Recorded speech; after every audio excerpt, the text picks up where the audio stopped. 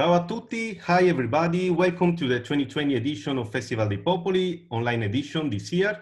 My name is Alberto Diana, I'm member of the selection committee, and I'm very happy today to introduce you Pablo Álvarez-Mesa, director of Midland film BICENTENARIO. Welcome Pablo, bienvenido. Thank you so much, Alberto, and thank you to the whole festival. I am a big fan for Festival dei Popoli forever, and this is an incredible honor to show the film here. And thank you for selecting it and to put the festival up in this crazy year. So I really appreciate it. Thank you very much. And I remember that your previous film had been screened at several international film festivals, but this is not the first time at Festival dei Popoli. We remember your short film, Presidio Modello, in 2008. That was a film that actually is not too different because it deals with like the invisible structures in society that control and perpetuate power. So they do actually have a little bit of similarities in their theme. Yes. And this year you are back with us, as I said, already told, and with Bicentenario in the international competition. And Bicentenario goes back to the places where Simon Bolivar went through 200 years ago, during his heroic military campaign in search of his spirits and his tracks. I want to ask you, 2 centuries after the independence of Colombia, the iconic Libertador still seems to live in such an aura of political mysticism, no? Which contrasts with the unresolved contradiction of a country still in flames. I want to ask you, why did you decide to follow Bolivar's journey? Yeah, well, that's exactly the reason, because I mean, Colombia, as we all know, has been going through a really deep war for the last 50 years at least. But of course, it goes back to the colonial struggle. So it goes back centuries. So I was wondering, as we're like celebrating this bicentenary just last year, what were we celebrating? What do we celebrate? How do we celebrate? And how are people represented in that celebration? So of course, then you find that the celebration is contemporarily brought up by the government for a particular purpose, and turns out that it is to justify the war that is going on, but not to look for the causes. And it's those causes usually in the outside of the cities, in the periphery, that's where the conflict is sprouting from. And there's a disconnect between what we're celebrating and the causes of the conflict. So I was wondering, also critical about the Libertador's strategy for liberating the country, actually, where I believe he established the roots of the violence, actually, as he went from country to country and from territory to territory in his expansive quest that was more about land and the amount of it, rather than the individual establishment of a proper self-contained government with rights and with a constitution.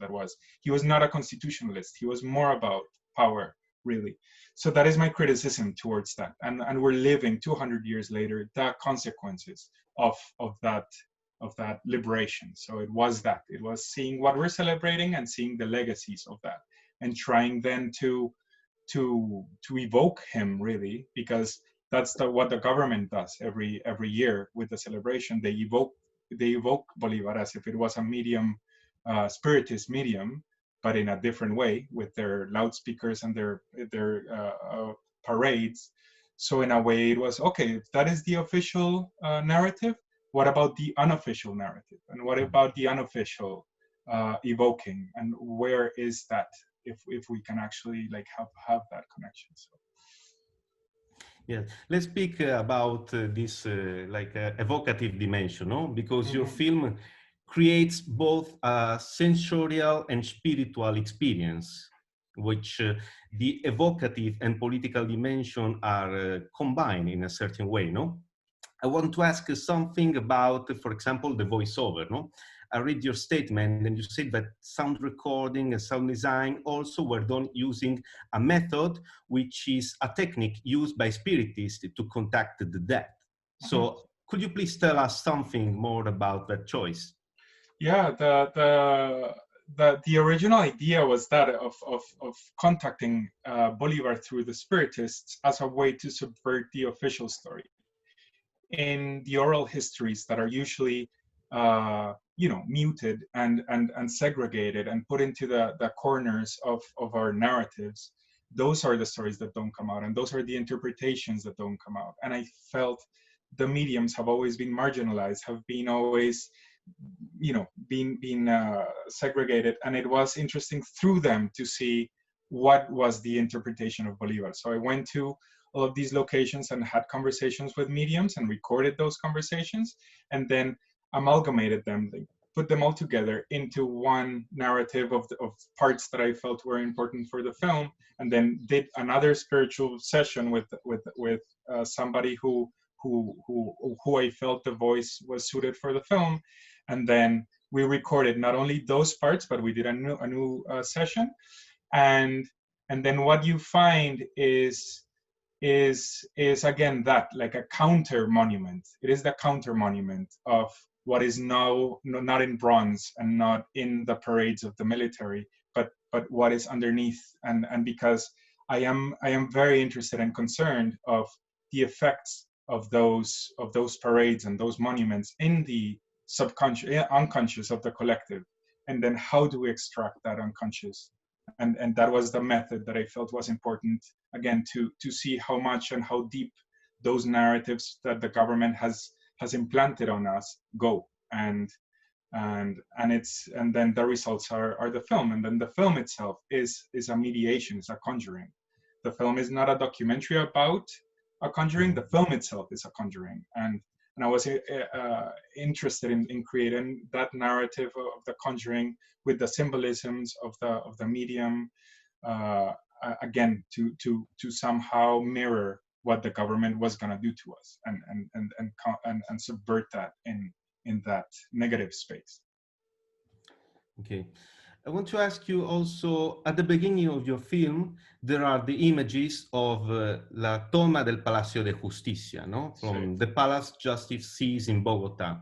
Just to put in context our audience, there was an attack in which the members of M19 guerrilla held the Supreme Court as an hostage. And after that, there was a military raid ordered by the former president, Belisario Betancourt, who left almost half of the Supreme Court justice dead, and also many civilians killed and missing, no, desaparecidos. So I want to ask you, why did you decide to evoke this crucial and destabilizing moment of Colombian history? Yeah. And so, well, that was a concrete example of the violence that is the legacy of violence that continues to permeate 200 years later after an establishment of a violent liberation. And the point exactly in that situation is that the M19 had Bolivar as their glorified, like mentor, but the government as well. So both factions have Bolivar as their figure, and this happens in the Bolivar Plaza. That statue in the middle is Bolivar. So it's happening within that Bolivar establishment, and for me it was extremely important to see that ideology becomes concrete. It's not just political. It's not just ephemeral. It doesn't wait, it doesn't vanish. It actually becomes crystallized in actions that are violent and that perpetuate violence. And then that was important for me then to see that that both sides, I mean, we don't necessarily explain it, but if we do a little research, we see that both sides are having Bolivar exactly as their figure of action, and that because of that we're killing ourselves, and we're blasting the palace of justice, which was one of the three pillars of the democracy. So that is how much disregard we have for our own political establishment, or at least some intention of politics. Like, we are self-sabotaging our governance So that for me is a failed independence. That is an independence that had no real goals of creating a nation that is responsible for their own rights, but rather, and then if we go deeper into the independence, we learn that Spain was being attacked by France, by Napoleon, and that as Spain was being attacked, they had to retrieve from all the colonies. So it was like that liberation in all of South America was going to happen with or without Bolivar. And his class, his social class, then filled in the spaces of the elites. So that is also a part of a criticism that is there and important to acknowledge. But yeah, that archive in particular, that is one level, and then it's the destruction of the archives. And the film deals with archives. It deals with memory. It deals with how important it is to have these objects, but not to revere them as monuments, but like to question them and to respect them. They are institutions. And in the moment of the burning, a minister says that these are not our institutions, that the archives are not our institutions, but I think they are. And they are like, they are what constitutes a healthy dialogue, which is a country, So that's the reason for that initiating the film with the archive. Yes. In fact, I think that one of the images that impressed me most of your film is the image of the statue of Simon Bolivar in Bogota in front of the Palace of Justice. He seems to observe the army of the same country to which he gave its freedom, burning actually the juridical memory of the state. So I think that this image leads us to many reflections about memory and the statute of the archive. And this is an ethical but also political issues. In your film, in fact, we see the archives burning. So I want to ask you also, which is your approach in order to use and manipulate film archive?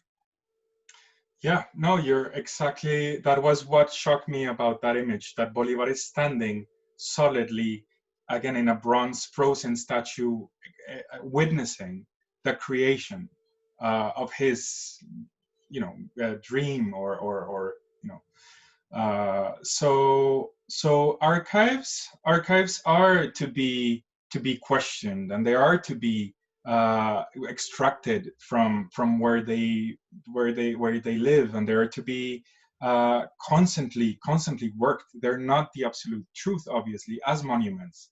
And archives in the most expansive sense even include even recreations, and that's why I'm interested in